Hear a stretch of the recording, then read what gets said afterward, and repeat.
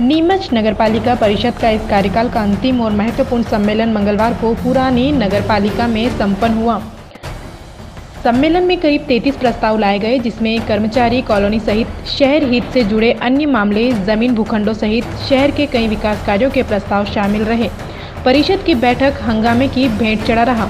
हंगामे के बीच 33 ही प्रस्ताव पारित कर दिए गए। हंगामा बढ़ता देख कुछ पार्षदों ने सभी प्रस्ताव स्वीकृत मंजूर चिल्लाने लगे, तो नगरपालिका अध्यक्ष ने अलोकतांत्रिक तरीके से प्रस्तावों को मंजूर कर दिया, जिसमें पार्षदों ने सीआरपीएफ में पाइपलाइन नहीं पहुंचने सहित शहर की सीवरेज लाइन पर हुए बड़े भ्रष्टाचार का आरोप लगाया। नगरपालिका परिषद की लगभग अंतिम या सेकंड अंतिम बैठक हो रही है, लेकिन जिस तरह से लोकतांत्रिक मखौल हर बार उड़ाया जाता है, इस बार भी आप सबने देखा कि परिषद के अंदर 31 प्रस्ताव थे। जब शहर हित के कई मामलों में हमने जब चर्चा करना चाहिए तो किस तरह से भाजपा के पार्षदों ने हंगामा कर दिया।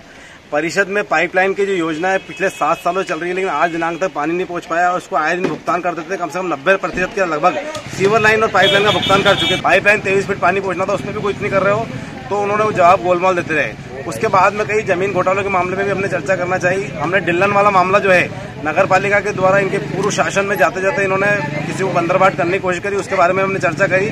तो नगर पालिका के अधिकारियों द्वारा हाई कोर्ट में अलग जवाब दिया गया, लोअर कोर्ट में अलग जवाब दिया गया। इसको लेकर चर्चा की जा रही थी।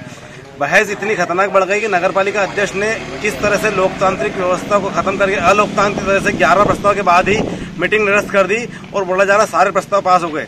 उसके 11 के बाद में और 22 प्रस्ताव बचते थे जिनके ऊपर चर्चा होनी थी, लेकिन नगरपालिका अध्यक्ष ने चर्चा करना मुनासिब नहीं समझा। कुल मिलाकर जाति परिषद में कर्मचारियों को भी बौखलाया गया, अन्य समाजों को बौखलाया गया। जिस तरह से पहले समाजों को जमीन बांटने का कहा था, पूरे 5 साल निकल गए, आज तक जमीनों नहीं बांटी गई। सिर्फ इनके निजी स्वार्थ के लिए जहां इनको जमीनें देनी थी उन लोगों को जमीन दी। पत्रकारों का भी पहले प्रस्ताव पास करा था जमीन देने का, लेकिन उनके लिए भी कोई प्रस्ताव पास नहीं, मतलब जमीन नहीं दी गई।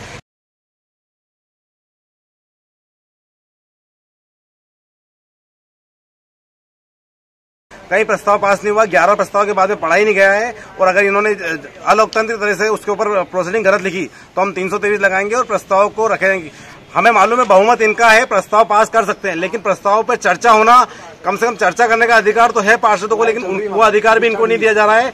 तो ये गलत बात है, हम इसके खिलाफ आरोप लगाएंगे। आपत्ति जितने भी विषय सम्मिलित थे, शहर के विकास के प्रस्ताव थे, तो सभी प्रस्ताव पारित किए। सभी प्रस्ताव का वाचन हुआ है और सभी प्रस्ताव सर्वसम्मति से पास किए गए। हंगामा कुछ भी नहीं था, पार्षदों के विचार थे, अपने अपने वो विचार रखे, और मैंने उनको सबको कहा है कि अपने अपने विचार रखने का पूर्ण स्वतंत्रता है, और सबको मैंने अवसर दिया है कि अपनी बात रखें, अपनी इस वार्ड की समस्याएं रखें और कोशिश करें उन समस्याओं का निराकरण भी होना चाहिए।